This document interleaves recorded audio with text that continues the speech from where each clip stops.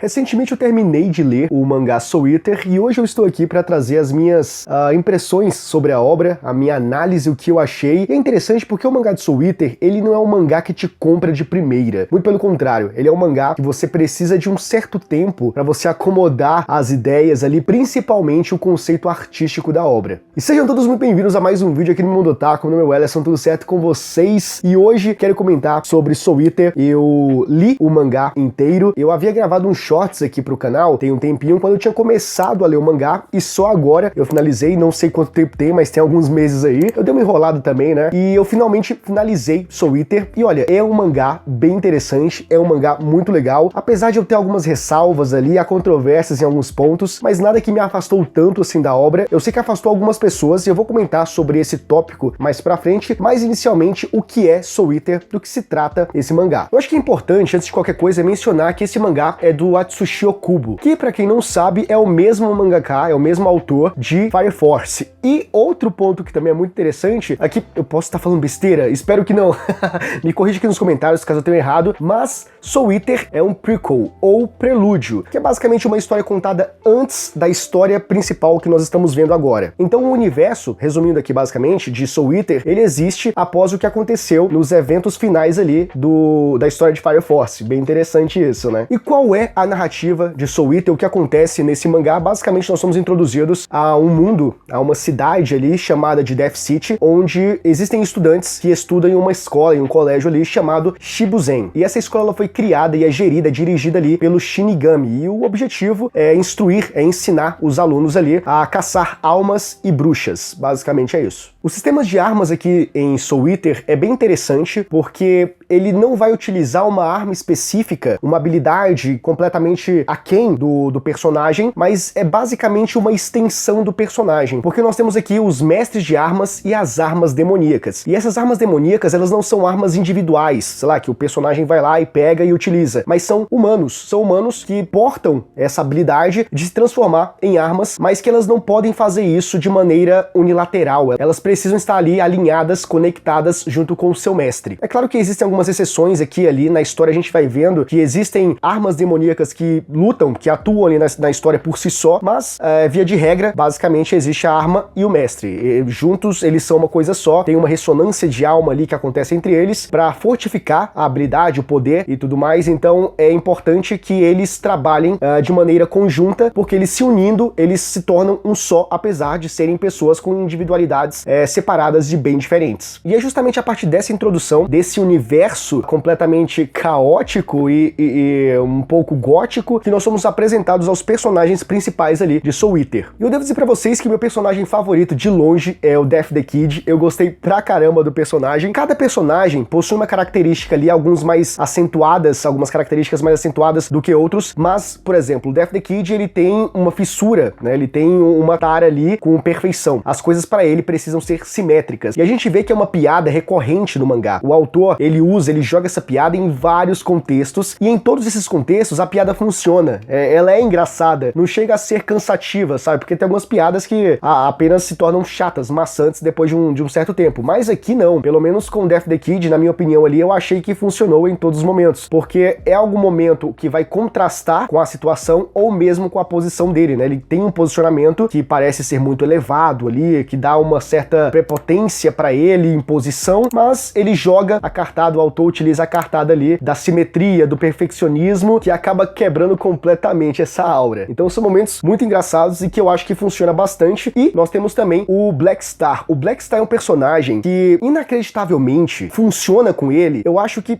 eu não sei exatamente por que funciona com ele, mas ele é um personagem muito prepotente. Ele é um personagem que se acha demais. Então nós vemos em vários momentos ele usando frases como ninguém pode me vencer porque eu sou o melhor de todos, ou quando ele dá um pulo muito alto, ele tá no céu. E ele joga, agora nem os céus conseguem segurar a minha grandeza, eu sou o próprio Deus. Não, digo, eu sou melhor do que o próprio Deus. Então ele usa muito isso em vários momentos, e o que eu achei que, sei lá, talvez fosse um pouco cansativo e em dado momento perderia o sentido, na verdade foi apenas aumentando, foi se agigantando ali e dando toda uma aura especial pro personagem que faz sentido com ele. Quando eu comecei o mangá, quando eu comecei a ler Soul Eater, e eu vi esses primeiros indícios de que ele era um personagem muito arrogante, que ele se achava melhor do que todo mundo, eu cheguei a cogitar que em um determinado momento ali, isso deixaria de fazer sentido e seria apenas chato demais. Muito pelo contrário, foi um ledo engano, porque o Black Star funciona muito bem. Eu acho que não é somente o fato dele proferir que ele é melhor de todos, que ele é maior do que um deus, enfim, na própria convicção que ele tem ali, mas pelo fato de ele de fato ser, em vários momentos, os próprios colegas ali da Shibuzen comentam que ele é o mais forte de todos, que ele realmente supera as expectativas. Os próprios professores, em algumas cenas ali, algumas situações, principalmente nos arcos finais do mangá, nos últimos volumes, eles comentam a grande evolução do Black Star e de como ele está à frente de todos os outros alunos. Então não é apenas uma convicção pessoal, porque o Black Star realmente acredita que ele é melhor do que todo mundo e melhor do que um deus. Por si só já é interessante, porque ele realmente acredita no que ele diz, mas, porém, entretanto, todavia, ele também é esse personagem. Não é somente uma questão de convicção, mas é de provar aquilo que ele fala. Porque assim como diz na HQ Grandes Astros Superman, não se mede um homem pelo que diz, mas sim pelo que ele faz. E falando um pouco da escolha artística ali, da atmosfera também de Soul Eater, que é interessante porque o Atsushi Okubo aqui, ele utiliza muitos elementos góticos, vamos dizer assim. Então, talvez, pode ser que não funcione contigo, não exatamente pela narrativa, não pelo enredo, não pela proposta ali do mangá, mas por como isso é apresentado. A estética inicialmente, como eu comentei nesse vídeo aqui, ela pode afastar algumas pessoas. Então, não é um mangá que ele vai te comprar de primeira, sabe? Que você começa a ler e, pô, gostei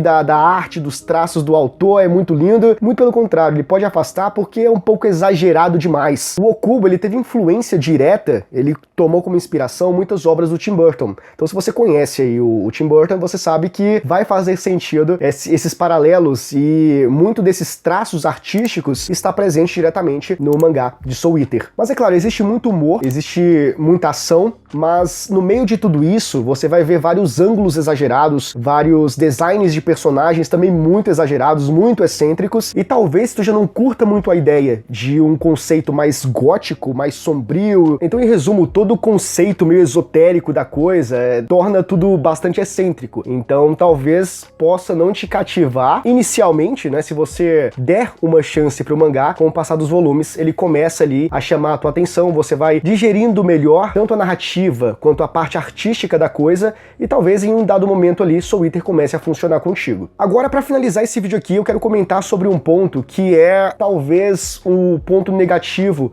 da história, né? Porque eu já falei que a história, ela tem um pouco de ação, ela tem um pouco de comédia, o poder da amizade também é bastante trabalhado, tem essa questão de aliar forças, não somente com os próprios amigos, mas também com seus inimigos, para vencer um bem maior, que é o Kishin, eu acho que é o deus da insanidade ali, que é o grande cerne ali da questão, que é lutar contra a insanidade, que é restaurar o mundo com ordem e decência, que basicamente toda a história tá caindo num grande abismo, num grande buraco de insanidade, sem ordem, tudo desvairado, e daí você já associa aqui com o personagem do Death the Kid, como que ele deve se sentir em relação a tudo isso. Então, é muito interessante. Porém, outro ponto que eu quero pegar como gancho aqui para comentar, que talvez esteja associado ali, eu acho que eu posso concatenar com a questão da comédia, com a questão do humor do mangá de Soul Eater, que é o ponto negativo, na minha opinião, são os vários momentos ali de uma apelação sexual. Existem algumas conotações ali que o autor simplesmente perde a mão. Se você já leu Fire Force, se você assistiu o anime, você sabe do que eu tô falando. O autor, ele tem um histórico, ele faz bastante isso, e em vários momentos simplesmente nada a ver. O cara simplesmente perde a mão. Então tem vários momentos que eu posso citar aqui pra elucidar o que eu tô tentando dizer aqui, porque pode afastar algumas pessoas. Eu até conversei com um colega e ele disse que afastou, ele tava lendo, mas ele cansou dessas cenas, então ele acabou abandonando. Eu acho que, na minha opinião, não é um motivo pra abandonar, tanto que eu fui até o final. Porém, toda vez que acontece, cara, é inegável que você vai parar ali e vai tentar entender o porquê raios aquela cena tá ali naquele momento, sabe? A questão de função narrativa não existe nenhuma, tá? Eu vou dar dois exemplos aqui do que acontece no mangá pra você ver como não faz sentido. Tem o primeiro exemplo, que é quando a gata, esqueci o nome dela, ela tá batalhando com outra bruxa. Essa gata, eu acho que ela é uma bruxa, ela tá batalhando com outra bruxa, elas estão em uma aldeia e várias pessoas estão assistindo ali porque alguma coisa maior está acontecendo por trás e elas precisam combater entre elas ali pra poder salvar o dia, enfim, alguma coisa assim do gênero. O que acontece basicamente é que no meio desse confronto, no meio dessa batalha, elas começam a comparar o tamanho dos peitos uma da outra. E enquanto isso acontece, um dos aldeões que estava ali assistindo com medo do que poderia acontecer, da morte iminente, ele começa a torcer pra que elas tirem a roupa, ou torcendo também também que a outra tem o maior peito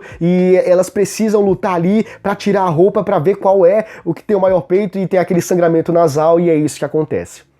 É simplesmente isso, não tem nenhuma função específica esse momento. Outra situação que também, cara, olha, é só tu relevando mesmo, são cenas que você precisa relevar porque senão tu não consegue avançar na história. Isso já é nos arcos finais, acabando ali quase o mangá, que a Shibuzen, eles precisam fazer uma aliança com as bruxas, que são inimigos mortais, são arqui-inimigos, são rivais, mas eles precisam fazer essa aliança pra vencer um mal maior, e eles precisam ir para o mundo das bruxas. E pra ir pra esse mundo das bruxas é preciso abrir um portal, e só quem consegue abrir esse portal, segundo as regras, é uma das bruxas mais novas, enfim, e precisa fazer um ritual pra poder abrir esse portal. Então você fica imaginando que vai ser um ritual interessante, os personagens vão fazer algum malabarismo legal ali, sei lá, que vai fazer com que esse portal abra. Mas quando de fato o momento chega, a personagem, ela vira de costas, levanta o vestido e começa a rebolar. É assim, esse é o ritual, essa é a mecânica necessária para poder abrir o portal para o mundo das bruxas. Soul Eater é isso. Bom, mas no geral, Soul Eater é um mangá muito interessante, é um mangá que eu acho que vale a pena se você conseguir fazer com que o teu cérebro aceite todo o estilo artístico ali do autor, e a história também é legal, ela vai te cativando, tem vários momentos de ação legais, tem várias lutas interessantes, a luta final também é bacana, os personagens são cativantes, eu acho que vale a pena você ler principalmente pelos personagens, e existe o anime, tá? Mas por que eu não estou falando tanto do anime aqui? Primeiro que eu nunca assisti o anime, tá? Eu só li o mangá. E outro motivo é que parece que o final do anime não tem nada a ver com o final do mangá. Parece que eles criaram um final alternativo, um final original. Então, caso você queira uma experiência mais real, então eu sugiro que você leia o mangá. E depois, quando você terminar, você pode assistir o anime, porque aí você vai ter duas perspectivas diferentes ali para poder fazer comparações, beleza? Mas no geral, fica aqui a recomendação do mangá de Soul Eater, porque é bacana e vale a pena. E se você chegou até aqui é porque é bem provável que tu tenha gostado, na verdade, então eu peço que deixe teu like nesse vídeo, é muito importante, ajuda no engajamento e me motiva a continuar gravando esses vídeos aqui pra vocês. E se tu não for inscrito no canal, se inscreva, ative o sininho das notificações pra tu não perder nenhum vídeo futuro que a gente enviar e deixa aqui nos comentários o que você achou do mangá de Soul Eater. E eu conto muito com o vosso apoio, a gente se vê no próximo vídeo, abraço!